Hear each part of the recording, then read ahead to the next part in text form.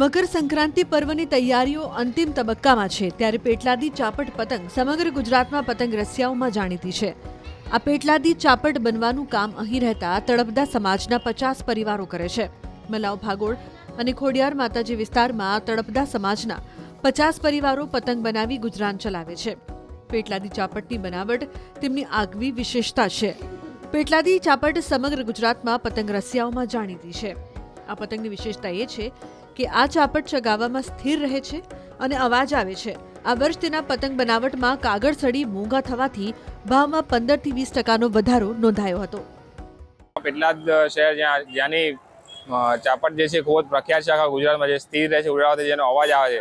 અમે સ્પેશિયલ નડિયાદના કણજરી ગામથી ખરીદવા માટે અહીંયા આવ્યા છીએ અને લાસ્ટ ટાઈમ કરતાં ભાવ વધારો છે। જે લોકો કહે છે કે ડઢા છે, કાગળ છે, એની મોંઘવારીને લીધે 15 થી 20% જેટલો ભાવ વધારો છે અહીંયા। પેટલાદનું ફેમસ અમારું પતંગ ચાપટ જે પતંગ છે એનું તમે ચકાવો તો અવાજ પણ આવે ને। અત્યારે ધંધો સારો છે પતંગનું, અત્યારે થોડો ધંધો નીકળ્યો છે। હવે હાંજ પછી થોડો ધંધો વધારે નીકળશે। કાલે ઉત્તરાયણ છે, આજે 13 તારીખ છે, એટલે 13 તારીખનો ધંધો અત્યારે અડધો છે ને હાંજે થોડું વધારે વેપાર થશે પતંગ।